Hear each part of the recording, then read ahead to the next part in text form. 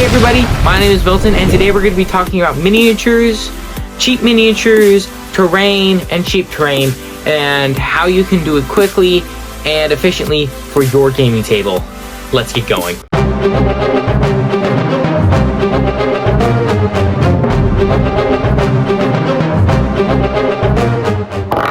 As a game master, you want to give your players the ultimate fantasy, or whatever genre you play. You want to give them the ultimate experience. And one of the ways that you might think that is possible is by using the power of minis. Minis are a really cool way to show your players what is happening.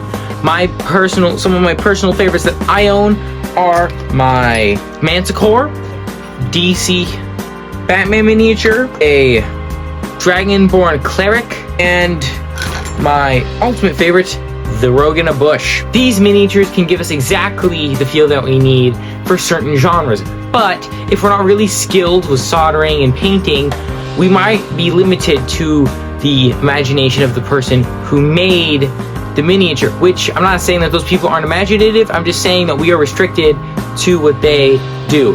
But there are alternatives that you can use to make it so that you and your players can customize and make it so your miniatures look the way that you exactly want them to look, and give them different items and different clothing and stuff every session if you need to. The thing I'm talking about is Lego Minifigs. Now, the reason that these guys are so cool is that you can give them hair or guns or swords. Anything you want, as long as it exists in the real world. And there are some really cool guys out there who make their own custom minifig pieces, because Lego doesn't make weapons per se, unless they're making Star Wars or Indiana Jones Lego sets at the time. I am working on a minifig currently. Well, not minifig. I'm working on a large amount of minifigs for a campaign that I'm doing for a group of friends. And this is going to be one of the main villains of the story. I don't know if you guys can see him, but he is he's almost all black except for his face. And I was able to find the perfect pieces for exactly what I was trying to put together, because there are so many variables to Lego. And if you don't have a lot of Legos, get started, because Legos are a great hobby. I've been playing Legos since I was little, and they're also really fun to play with and mess around with. And you can also make really cool terrain with, which I will talk about that later in the video. Next, I want to talk about terrain. Now, terrain can be tricky and annoying, and it might cost a bunch of money, but it's totally worth it some of the times. I know there's special types of foams that people use, and there's all these little tips and tricks like dry brushing, which you might not understand. So there are some simple things that you can do to make your stuff look pretty cool and still be cheap and easy to make. Like this. This is a French fortress that I made a while back for a campaign that I was doing about a year ago.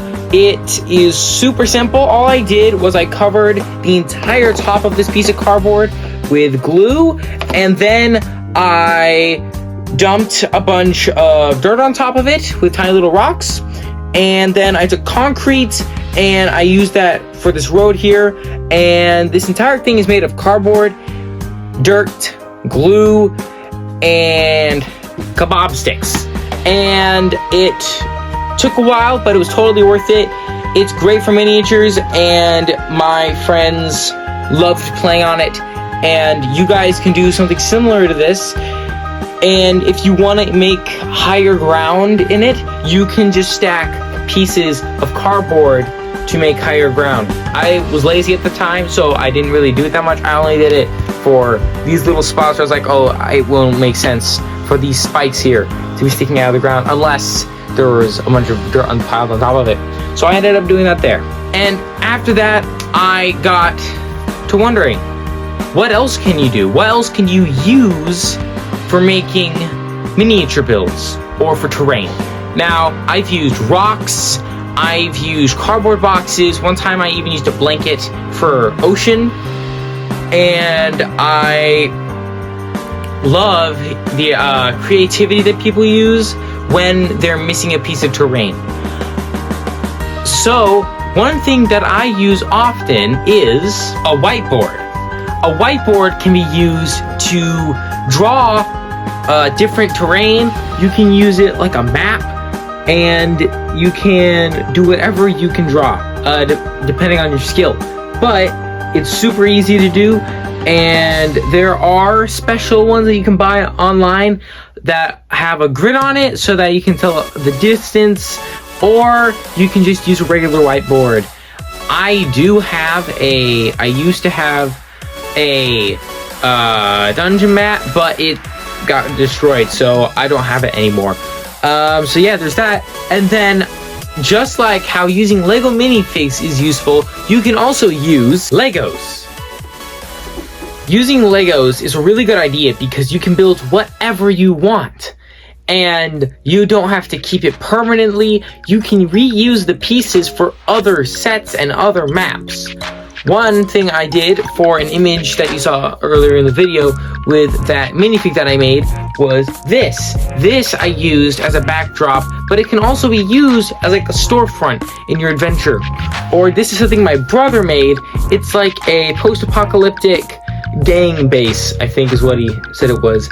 And it is really cool, and we're going to be using it in our next campaign because it's just really cool, and I'm really excited to use it. So those are just a couple things that you can use for terrain and minis, and I hope you guys enjoyed this video. Please comment, like, subscribe, and share the video so that we can have more people see this content, and I hope you guys really enjoyed it. See you guys in the next video.